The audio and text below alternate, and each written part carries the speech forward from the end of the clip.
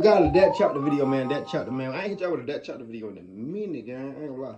But to the hate comments, y'all know we don't do hate comments. I really don't give a fuck. You still watching my video and you still click. I get paid when you click on the video. That's the crazy part. But the comment was like, he ain't inhaling 90% of his weed or some shit like that. It was some. My guy, it ain't no weed, my guy. Do I have to start like deboing motherfuckers on my YouTube again? Alright, now the next hate comment I get, I'ma debo your ass now. I'm trying to tell you, I'ma bully your ass. That being said, they gonna ahead get to that chapter, man. I don't know what this one about, actually. 2018. Christmas spirit. What's going on? Your wife's not breathing. I tried to do CPR. I can't.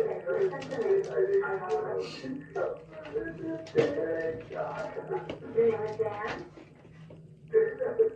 Okay, your name is David. Okay, who is it that's not breathing? Your wife is not breathing? Duh. He said it like 3 times, bro. Now when one operator be like, and like they dumb sometimes. God damn. Look at this, say he wild breathing 3 He times. went out that day, and when he returned to the garage, him and his wife were staying in, while the house was being renovated. Well, didn't he just walk in and find his wife Shanti's lifeless body? Damn, it's cold. What happened? Shanti Cooper was born in 1980, and she worked in the finance industry, accounting. In fact, she would later create her own company, Process Improvement Solutions, a financial software company which, according to their website, Shanti helped over 100 manufacturing clients in all aspects of streamlining operations, implementing lean manufacturing methods, and spotlighting efficiencies in all business areas. Very cool. But more than anything, more than work, what lit up Shanti's world was her son Jackson, born in 2010. Shanti and her first husband, Jim, shared custody after their divorce in 2013, and there was nothing she would not do for him. But it was after her divorce, and it was on Match.com, that Shanti would meet David Tronnes. While she was in Florida, David was from Minneapolis, Minnesota, and they sparked up conversation. They soon took it off Match.com, and it became very romantic. He managed to get Shanti to fall head over heels. Now David, he too had been married previously. In the late 90s, he married Carol Tronnes, and in 2015, they divorced. Same year Shanti and her first husband did. Carol Tronnes wouldn't say much bad about David, other than he was just a stubborn guy. Now David, after college, he got a job with 3M, the office supplies manufacturing company, and he worked in sales. But he left after saying he was burnt out.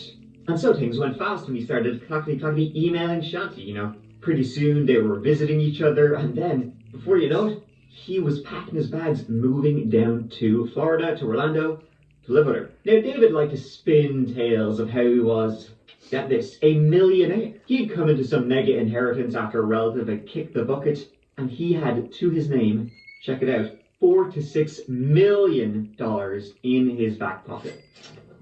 Now, when he moved, David fell in love with a house that was for sale. Damn. The house at 218 East Copeland Drive. A big and beautiful house with gargoyles outside and soon within. Nice house. David paid for the house in cash, but put down his name and also his mother Beverly's name, not Shanti, which was odd. David and Shanti moved into the home in 2015, and it was David's obsession to remodel the entire house from scratch, rip up and out every single thing. Shanti, of course, would be footing the bill. You probably will think that's strange, seeing as how I just mentioned he was a millionaire. Shanti thought that was strange too, because yeah, David was not keeping it to himself how big his bank account was. But he never seemed to spend anything other than paying for the house. I mean, he paid for the house, but then she paid for everything else. And she was a hard-working single mother. Well, not for long. Shanti and David would marry in 2017. But David wouldn't even cover his wallet stayed firmly in his back pocket. Now, a lot of people didn't like David. They found him to be manipulative, creepy, like a child when he didn't get his way.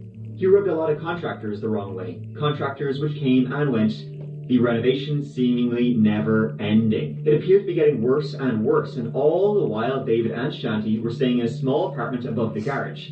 Shanti was working from there too, and soon they'd stopped sleeping in the same bed. Damn. Desperate for some sort of end to this constant shite, David called a man named Keith Orey. He was a house renovator and was on a TV show called Zombie House Flipping. What are we doing at this house? Oh yeah, I remember that. I remember that. I remember that. I remember that. I remember that. I remember that shit. He gonna get some shit done. He gonna get some shit done. Shout out the Earth's innards. Oh my God, what is this? The zombie house. Together, we hunt these zombies down to flip. Renovate. Go look it up. David thought this was the answer that he needed. Also, like Dave, just really loved the attention, so being on TV, I mean, come on now. Though even Keith Orey was like, when he stepped into the place, I think this is beyond saving. Though, hey, it was a challenge, so they decided, let's make a go of it. Work began, and it was to be included on the next season of Zombie House Flippers. But in April of 2018, just a couple of weeks before filming was due to begin, Shanti, she flipped out. She had had enough. She was not having it as she met with producers of the show, and she just stormed out. She couldn't put up with this shit anymore. This whole project, which had been going for like 3 years now to renovate the house, was going nowhere fast. And 3 years is crazy. She was very pissed at David for a lot of reasons. One being the aforementioned renovation, which was seemingly endless. Two was that he continually refused to put her name on the trust of the house. It was his name and his mother's name. Even after they married, he still refused to put her name down. So essentially, she was paying for all of this renovations to the tune of $250,000, yet she didn't even own the house. So that's cold.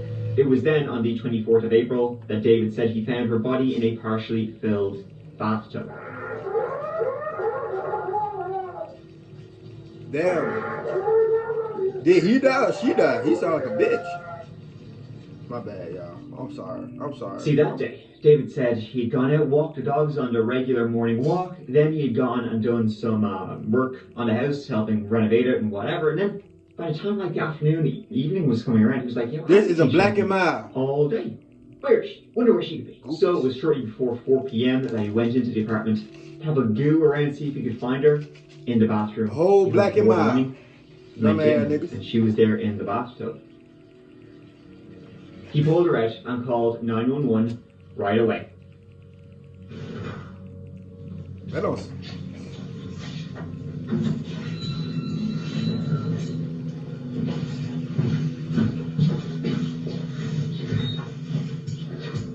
Well, nigga, wife that died, you ain't crying no more.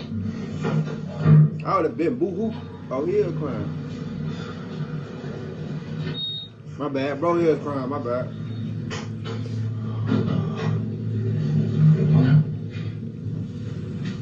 Alright, I'll just have you come on in here for right now.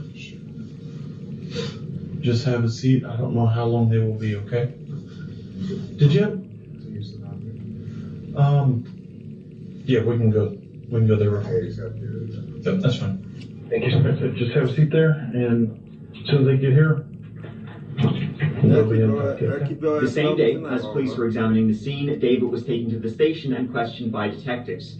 He was kept there willingly without a lawyer for over 14 hours. I just said 10 hours, but 14 without a lawyer. Police department, do want to say I gotta get my lawyer.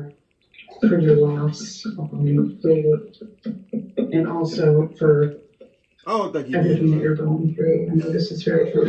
I don't think he did. Now he could. I could be wrong. He could did it, but y'all know 90% of the time. Well, no, they be fake crying too. Never mind. Okay. And it's just a terrible, terrible thing. You could get mine. So you're living.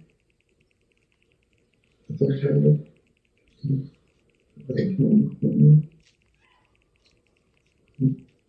water is running. I don't think the drain is closed because if it was, it would be going over. So the water's like half full. She's submerged partially, but she's also partially not submerged. And one of her legs is kind of sticking up and out. And it's just extremely awful, and it doesn't look natural. Obviously, she fell or something happened. David told what he thought could have possibly happened to his beloved wife. Perhaps she slipped or fainted while she was running back and cracked her skull. Who knows? What do you think happened? Yeah? What do you think is her cause of death?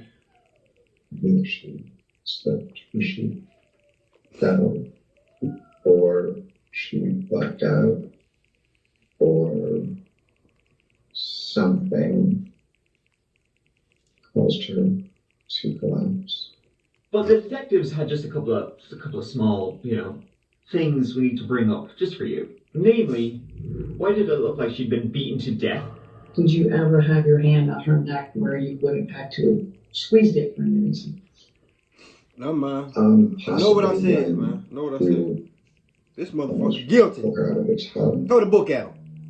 There was blood spatter. She had multiple bruises on her face. She was still wearing her pajamas, and she was wearing one earring. The other was beside her bed, as if she had been interrupted while getting ready to go to sleep. In fact, it appeared she may have died the night before she was found, quote unquote. That was because she had not used her phone since 11 p.m. the night before. There's also blood on her bed, quite a bit. David tried to explain that away as, I think she was on her period or something, so there you go. Her injuries to me, David, seem literally more significant than from a soft tissue, more significant than from me tripping and falling, hitting my head. Not only are they more significant than a fall, but they're inconsistent with a fall. Shanti did not fall and get those injuries. Okay. Without question.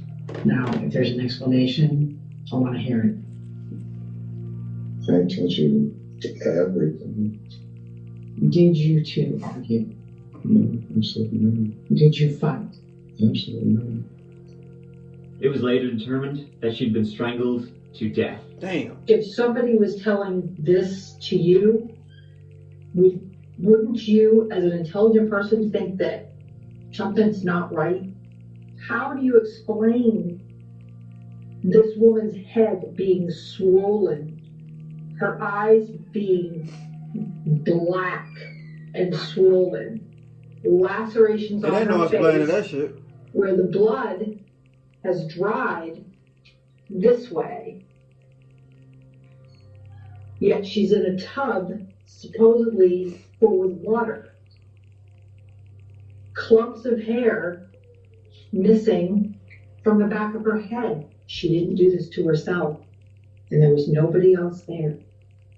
We can forgive people for accidents, for nearly anything. But what we can't forgive is when somebody maintains She that lied. lie and that coldness. You still We gonna can't get forgive still him gonna get for locked that. up if it was accident. You might well. The detectives did not give up pressing David for the truth, because his story And had then I so show many up pressing his ass. inconsistencies. He said he heard running water, found her, and called 911 immediately. Yet the tub was completely dry. Her body was dry. They tried and tried and tried, but he stuck to his story, and he walked out the door a free man. I know that you didn't plan this. Without no lawyer is crazy too. None of this makes sense. By the way. If you had planned this, and Hey this buddy, had been intentional, hold on. this all. This motherfucker got 48 motherfucking million in his pocket. He ain't got no fucking lawyer. I just thought about that. Yeah, I got 4, 5, 6, 7, 8 million. Nigga, I'm finna have 2, 3 lawyers in that bitch. I ain't gonna cap, nigga. We finna beat this bitch. I ain't gonna lie. Would have made much more sense, and it would have Y'all been a trying to lot say I more murdered my difficult wife? We for finna have somebody 3 to lawyers in figure this out. motherfucker. But it's What? so obvious, And I'm paying them. and that's why I know that it wasn't intentional on your part. And you're not a good liar. You have fake cried over this woman's death since we made contact with you for hours. You understand? You get everything. Not gonna lie, if he don't break in the next 5 minutes, I'ma not think he not did it. Oh shit! Whoa! Hey there. But yeah, I'm a slick thing. I'm a slick thing. Yeah, I did it. You don't have to put up with her. She doesn't have to, you don't have to listen to it anymore. You don't have to sleep in the garage with the dogs anymore. On a couch. On a couch. You don't have to deal with it. She's finally out of your life. Just like you want. Oh, wow. Where did you get your backpack from? This, I got it from Thermal. He didn't have any scratches on him, no wounds caused by killing someone with your bare hands. Though Shanti didn't have any defensive wounds, so whatever happened, she hadn't been expecting it and hadn't been able to fight back. I mean, what happened to the money? David would later tell folk he believed a burglar had killed her. And indeed, $5,000 was missing from the home, along with Shanti's diamond engagement ring, which was worth 15 grand.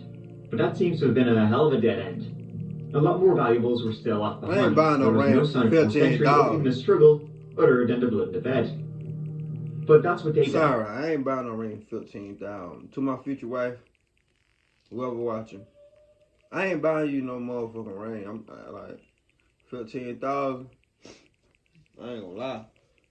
I ain't buying no $15,000. Fuck around and go to Pandora. Kiss with Kate. His lawyers were impressed that somebody had broken in, a burglar, gone wrong, they'd killed Shanti, and then they'd stolen $5 grand and her diamond engagement ring, and then off they went. Jim Cooper, ex-husband, he was also looked into, but he had a strong alibi. On a murder mystery in Orlando. It's been a week since a woman was found dead inside a home, and today there are still unanswered questions about what exactly happened. News 6 reporter Mark Lehman explains why police have ruled her death as a homicide and what they're saying about the investigation. In the week since investigators were at this home, neighbors tell us their concerns have only grown. That's a big ass hog, being ruled a homicide. There are many here left with questions about what happened and who's responsible. In the quiet upscale neighborhood near Delaney Park, the only sign that a crime happened at this home is the sign itself offering a reward for help in solving the case. As the investigation continues, we they have stole believed that $5. They believe won this the crime is $5. random or perhaps targeted, but the only thing they are telling us is that no other details are being released at this time. In the meantime, anyone with information that can help is urged to call Crime Line.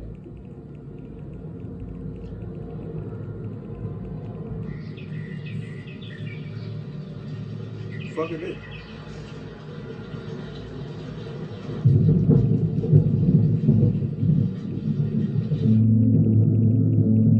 That's it? So they didn't get David to tell the truth, or what they believed the truth to be. But they did find some other things interesting about him. Because David Tronnes was a man of mystery.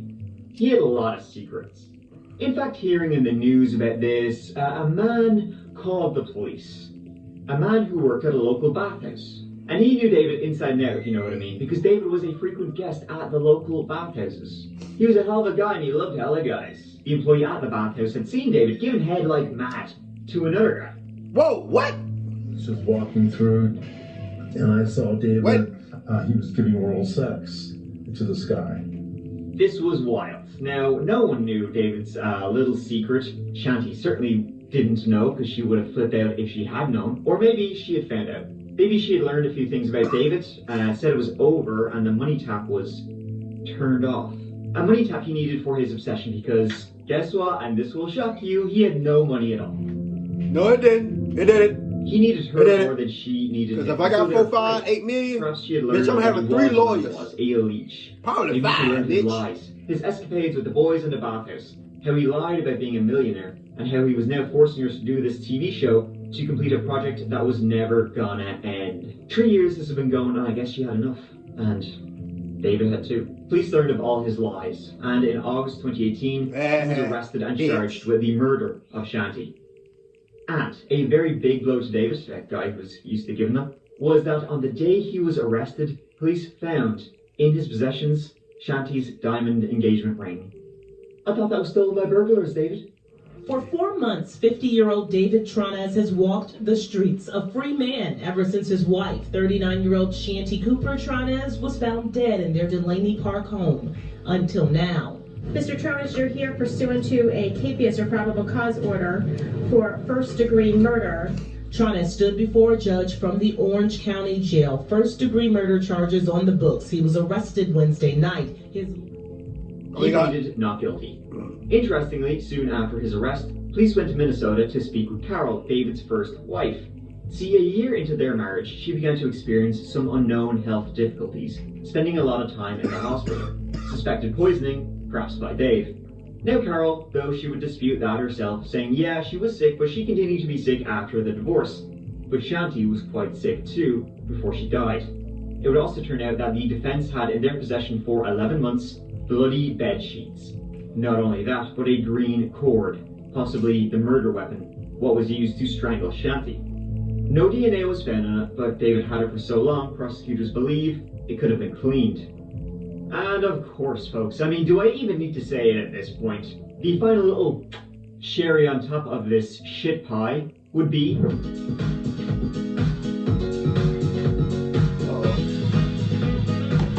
life insurance. That Shanti had 2 life insurance policies that David became the beneficiary of, either true fraud or forgery. He tried to collect both those life insurance policies about a week before he was arrested for her murder. God damn. It took a long time for David to go on trial, 5 years. It wasn't until late in that motherfucker look like Michael Myers.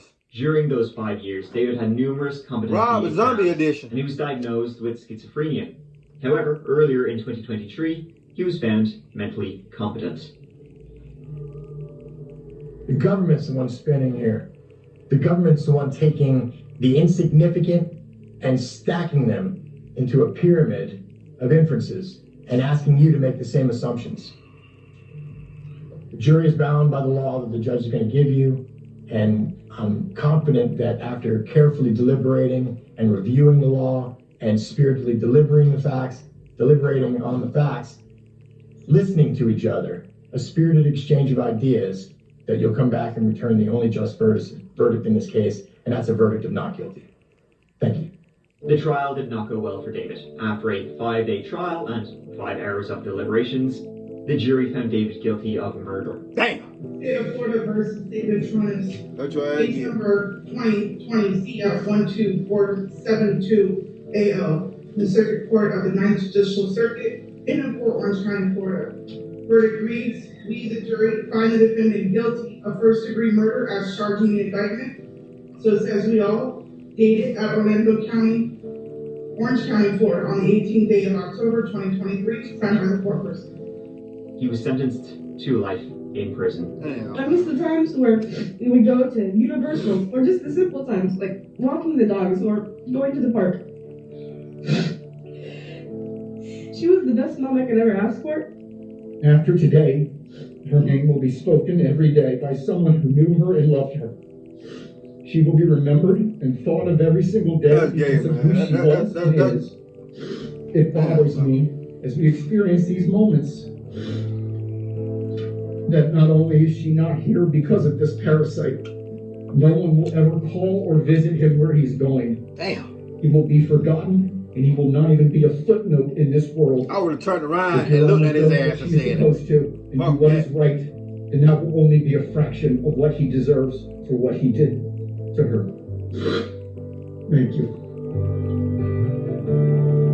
Why you looking sad? And there you have it. That is the story of David. Damn, Calvin, that shit was lying.